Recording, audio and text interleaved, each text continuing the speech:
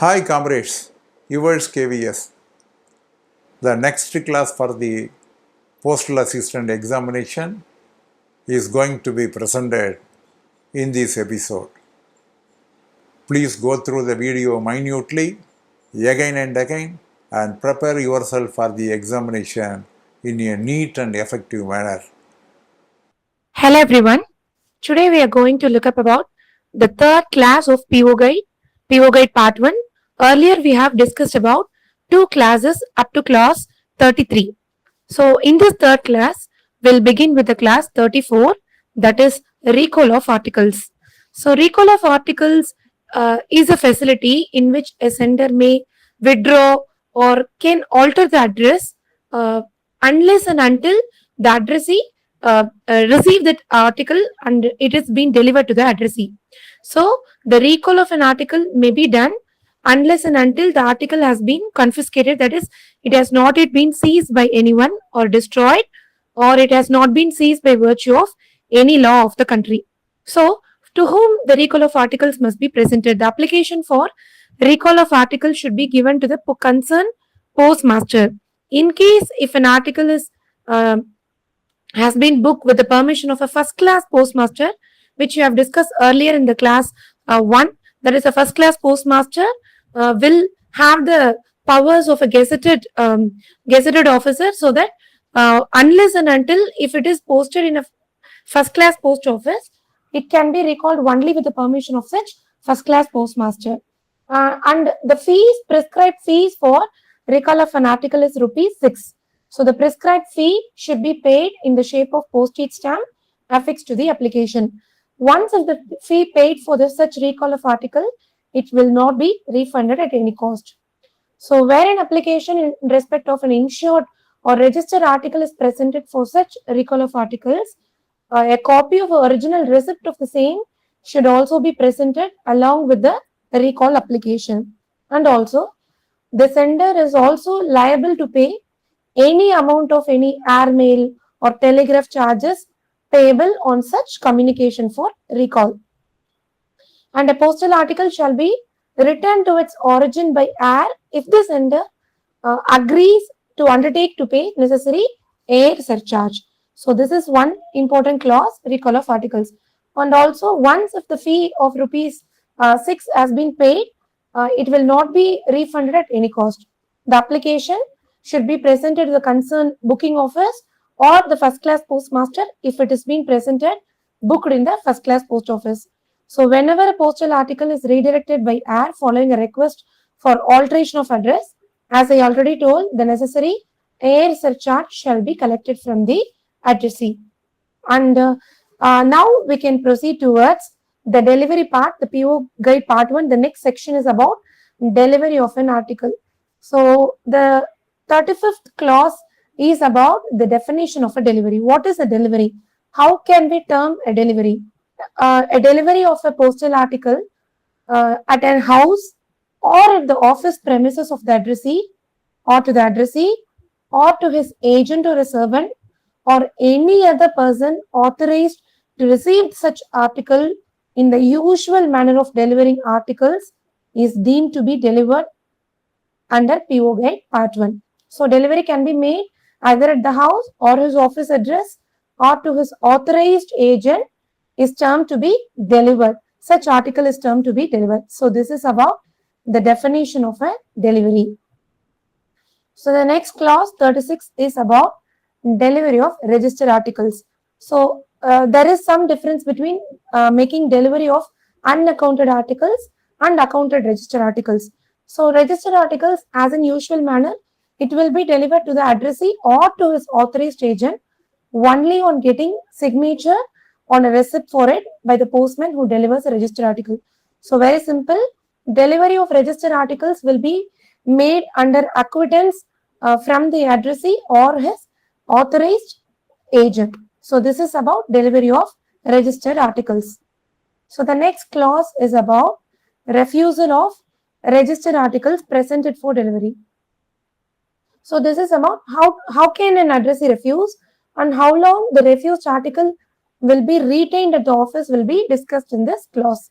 So if an addressee for any reason, if he is refusing a registered article, so he will be simply refusing it when a postman approaches him for the delivery. So an addressee can also request the office by giving an application to detain the refused article in that office for not exceeding 7 days. So I repeat, so simply an addressee can refuse his article, or he can also make an application in writing to the concerned office to detain such refused article for a period not exceeding 7 days.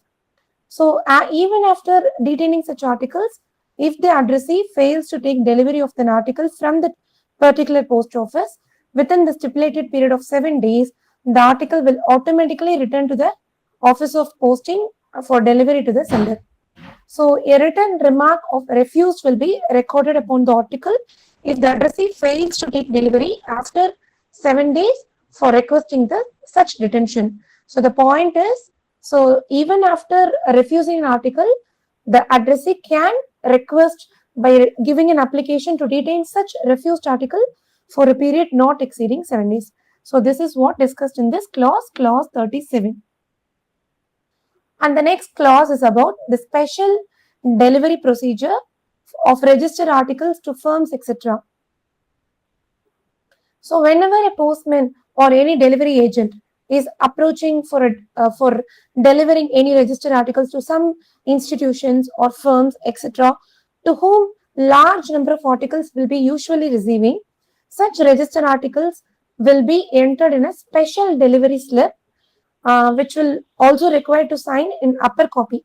So the concerned office will prepare list in duplicate. The delivery agent will get an acquittance in the upper copy and will deliver the large number of articles along with the copy of such delivery slip to the firm or the institutions. So in this case, where an institution or a firm get more number of articles, no such individual receipts will be prepared. So generally, the rule for preparing a special delivery slip is, if an institution gets more than 3 articles at a time, generally special delivery slip will be prepared. So the list will be prepared in duplicate.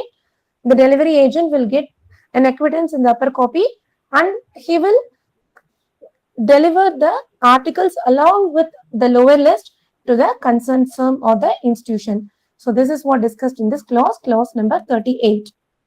The next clause is very important in examination point of view. How to deliver an accountable registered articles to a Parda Nishan woman. Who is a Parda Nishan woman? A woman in Parda is termed to be a Parda Nishan woman. So how to deliver and register articles to a Parda Nishan woman, because we cannot identify such a woman in a Parda. So this is what the case. So in such case, when you attempt to deliver a registered article to such Parda Nishan woman, so get her signature or any thumb impression, and the signature of the Parda Nishan women will have to be definitely, compulsorily, mandatorily to be attested by a respectable witness, and the article will be delivered only to the witness and not to that woman. I repeat, when you attempt to deliver an article, a registered accountable article to a Parda Nishan woman, get the signature of the Parda Nishan woman, signature or else the left thumb impression, and get a respectable witness, and the signature has to be compulsorily attested by a respectable witness, and the article will be delivered only to the witness and not to the women. So this is the case when you personally know the witness. When the delivery postman is personally, he knows the witness, this case will apply. If the witness is not personally known to the postman is not sure about the identification of the witness, in that case, the same Parda Nishan woman has to sign, and one identifier from external part has to be brought to that place, and he should identify that Parda Nishan woman. If the witness is personally known to the postman, then no issues at all. So if it is not personally known to the postman, one identifier from outside who will be known to the postman and also to the Parda Nishan woman, he will be brought to the place, and he will attest the signature of that Pardhanishan woman, and in such case also the letter will be delivered to the witness of the witness, the respectable identifiable witness. So these two cases is very important in examination point of view. So if the witness is personally known, then no issues. He will directly attest the signature of the women. If he is not personally known, so one identifier has to be brought from outside, who is common in to both postman and the Pardhanishan woman, and he will attest the signature of the women, and the letter will be delivered to such Pardhanishan woman. So this is very important clause in examination point of view. So the next one. So how to deliver a damage register article. So how to deliver a damage register article. So when a damage register article, an accountable article is received at the premises of the post office, so it will not be sent through postman to such delivery. Instead of that, a notice will be sent to the addressee requesting him to attend the office within 7 days in case of inland articles, and 15 days time will be given in case of foreign articles to take delivery. So in case of damage, no articles will be sent through postman. So a notice will be prepared by the postmaster, and a notice will be sent to the addressee giving 7 days time in case of inland articles and 15 days time in case of a foreign article to take the delivery. This notice will have to be produced by the addressee at the post office for the delivery, for window delivery of such articles. So this is how to deal with the damage register article. So the next class. So class number 41. How to deliver a parcel and for how many days a parcel can be retained at the office of delivery. So this is yet another important clause. So generally, a parcel will be sent through postman of delivery if it is below 10 kgs in weight.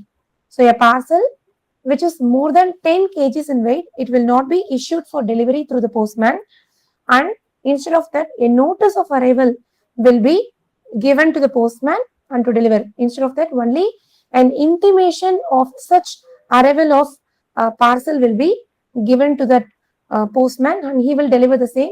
And such particles which parcels which exceed 10 kg in weight will be delivered at the post office only through window. So window delivery will be made for parcels over and above 10 kilograms in weight.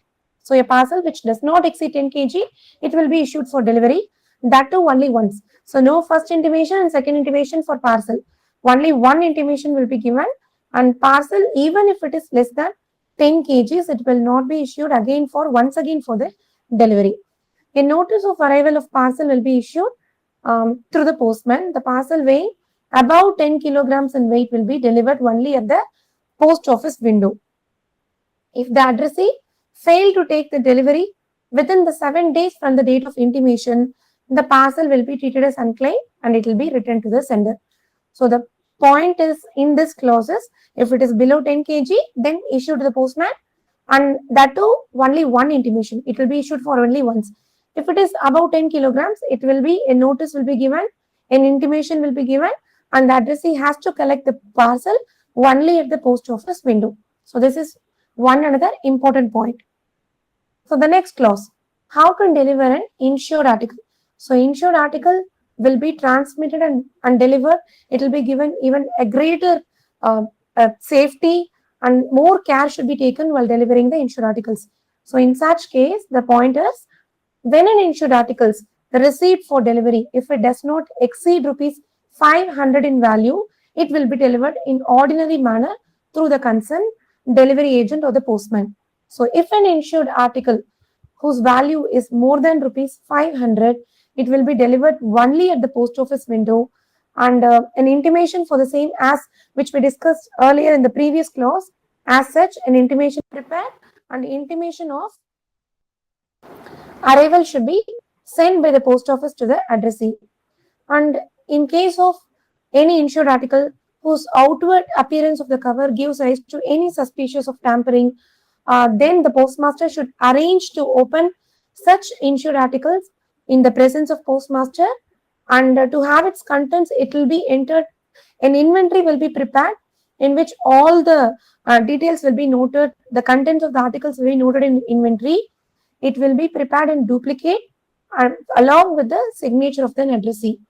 One copy of such signed inventory will be forwarded by the delivery post office to the sender with an unsigned acknowledgement attached to it. So, along with this, when an insured article is issued for delivery, it will not be sent out for the second time and only an intimation of its arrival will be made over to the addressee. So, the important points in such is the limits. So, when an insured article is below 500 rupees in value, it will be delivered in ordinary manner, and an article whose value is more than rupees 500, it will be delivered only through post office window and an intimation will be given. So if some insured article is found to be in tampered condition, such insured article should be opened in presence of the addressee. The postmaster will open it and he will prepare an inventory in duplicate. One copy will be sent to the sender and another copy will be retained at the office. And as in the case of parcel, insured article should also be issued for delivery only once. It will not be sent out for a second time. Only an intimation will be made over to the addressee. This is what discussed in this clause number 42. The next clause, clause 43, is about delivery of an VP, value payable articles. How to deliver a value payable articles. In this case also, there is a limit.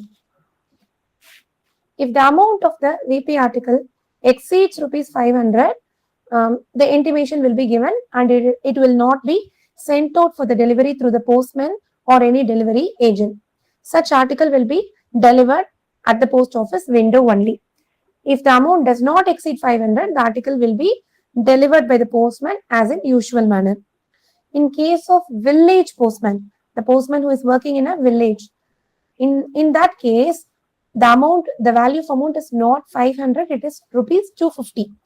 In case of village, in case of branch post offices, if the value of VP exceeds rupees 250, the delivery will be made to the concerned village postman, or else the article will be delivered only at the post office window. In case of village, the limit is 250, whereas in other office, the limit of that such VP article is rupees 500 rupees. So this is very important. The limits has to be maintained. So for parcel, it is 10 kgs. Below 10, we can deliver, and above 10 will be intimation. For insured article, do not forget the value is 500 and over and above 500 through window. And also in case of VP articles, in normal offices it is 500, and in case of village postman, the limit is half of the value, that is only rupees 250 rupees. The next clause is about delivery of articles on which a custom duty is due. What is a custom duty? That is the tax will be imposed for some articles when it crosses the international borders, right? In such case, all the articles in which custom duties is being imposed, it will be definitely, it has to be recovered. In case of rupees 50, if the custom duty exceeds rupees 50, the article to be delivered at the post office window. And in case of presidency and first class at post offices, the limit is fixed at rupees 500. 100 rupees. So if it is recovered in normal offices, the value should be over and above 50, it will be made at window. And in case of first class offices, the limit is fixed at rupees 100. The next one, clause 45, is about delivery fee. So the small packets we'll learn in detail about in PO Guide Part 2. The small packets received from foreign destinations countries are charged on delivery fee. Normal delivery fee will be charged for such small packets received from any foreign countries.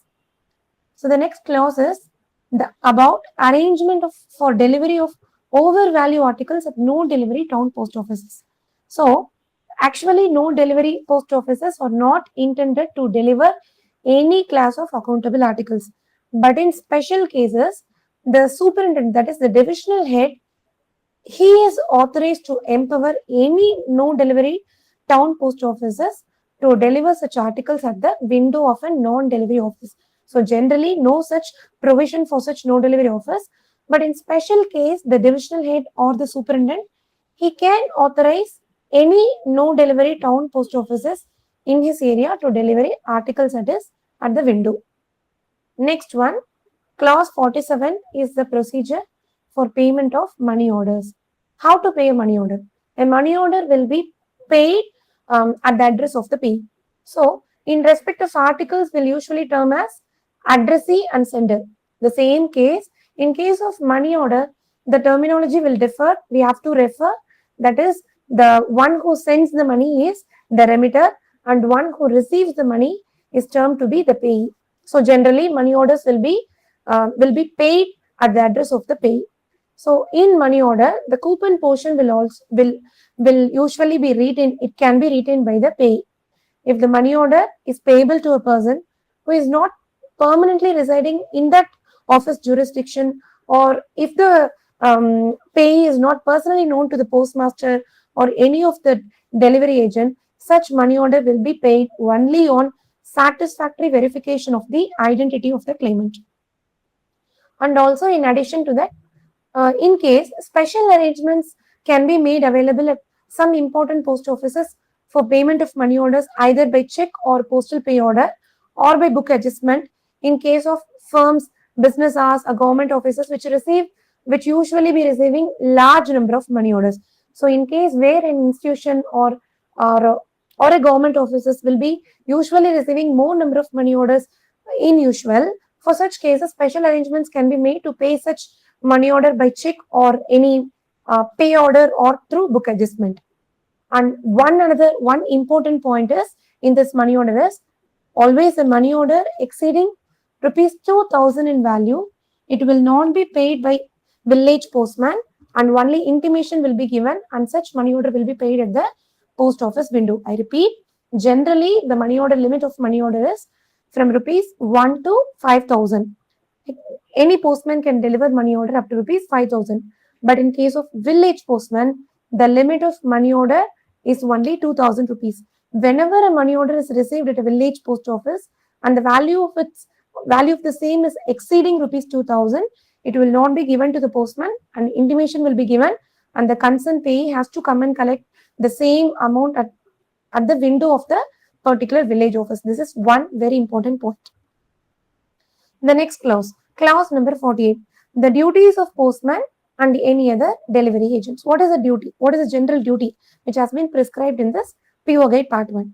So in clause 48, it has been mentioned that a postman or a delivery agent, he is definitely forbidden to deliver any article due to the post office, whether on account of postage or custom duty or any other account, without receiving the payment of amount due to be paid by the addressee, or to deliver any registered or insured or parcel without obtaining the signature of the addressee. So what is the thing? A postman should not deliver an article for which any due amount is there. Without obtaining it, he should not deliver. And in case of accountable article, a delivery agent should not deliver the same without obtaining the address signature of the addressee. And also, a postman or a delivery agent is also forbidden to deviate from his very own beat, and he cannot therefore be required to call again to receive payment of sums due. So he cannot deviate from his own beat, and he should not loiter on some other beats. This is very important point. And one another point is that a postman is not bound to give change to the public. He is not bound to give any change to the public. So this is what prescribed as duties of postman delivery agent. So question may ask that you can get multiple choices like that. What are all these delivery duties like that? You can get options, and you may be able to select from the options given in the question paper. So please remember, he is forbidden to give, he deviates from his beat, he is not bound to give change, and without obtaining the signature, he should not deliver any accountable articles like such. And the next clause is clause 49, the delivery of articles at post office without a delivery agent. So in case of small post offices in some rural areas where there is no such delivery agents, the concerned postmaster, he himself will deliver the registered and unregistered articles and insured articles and pay money orders. This is a rare case in present scenario, but he can himself deliver the articles, all unregistered and accountable articles, in case of absence of any delivery agent. And the next clause is clause number 50 about refusal of articles. So an addressee of an article is not bound to pay the amount due on it to the post office if he does not want to take delivery. delivery. So, if we want to take delivery, definitely the addressee has to pay any sums of due which has been mentioned in the letter. But if we don't want to take the delivery of articles, if he is willing to refuse, he can very well refuse and he need not take the articles. In this case, the word refuse will be marked by the postman across the cover and the same will be written to the sender. So this is the about refusal of an article at the delivery office. So the next clause is clause 51, the obligation to pay charges. So as I already discussed, any addressee, one must pay all the due amount in that letter for taking before taking delivery. So any complaint of overcharging should be made to the concerned postmaster of the office of delivery to whom the article should be taken before being opened. So any sums of charge being designated to that article, one must pay the amount and then take the article for the delivery. So this is what discussed in this clause number 51. So the next clause, clause 52, in which it has been discussed that remedy of post office for recovery of charges due. So if a person, after taking any delivery of any article on which postage or any other sum or custom duty is payable, refuses to pay the amount marked as due, it will be recovered from him in the same way as a fine imposed under PO Act. That is, the addressee, if he will very well refuse, he can very well refuse, he has all the rights to refuse an article. The same article has been written by the addressee and has been, now the article has to be delivered to the sender. The sender has to take the delivery of an article after paying all the postage, customs duty, everything.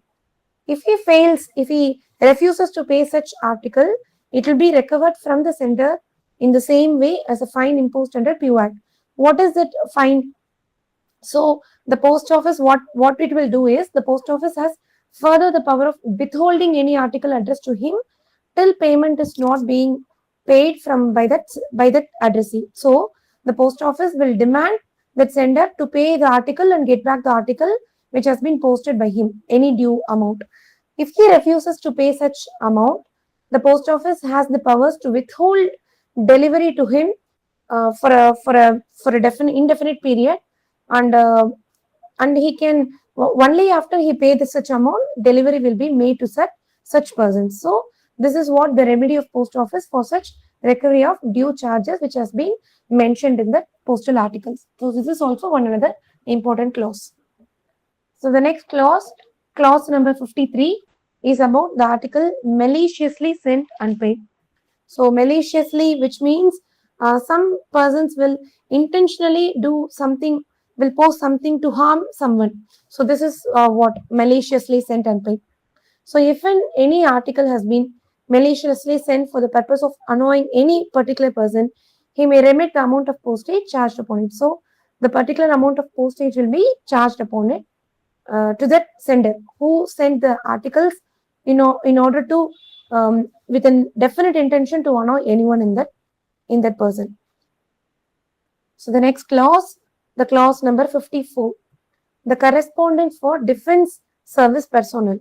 So the postage due on any inland letter cards, that is forces letter and green envelopes which has been designated only for the defense personnel, should be prepaid, and no recovery will be made which bear the date stamp of an army post office. If a letter bears the date stamp of an APO, that is army post office, no recovery will be made to such letters. This is one another important point in case of the defense service personnel. Comrades, I hope you would have enjoyed this program. What are all the organization and what are all the rulings provided in the guide? You have gone through everything. Please go through once again. It is in the YouTube channel only, Yours KVS YouTube channel only. You can go through once again. You read well again and again so that everything you can grasp very easily and you can write the examination very effectively. Please don't forget to subscribe the YouTube channel Yours KVS. If you subscribe this channel, naturally you will get the notification as and when we are making the posting, fresh posting. not only for the classes but also the latest developments taken place in the department and also the orders and everything, you will definitely be benefited. And so don't fail to subscribe the YouTube channel. With this we are concluding. We will see again. Thank you very much. Meet again, comrades. Yours KVS.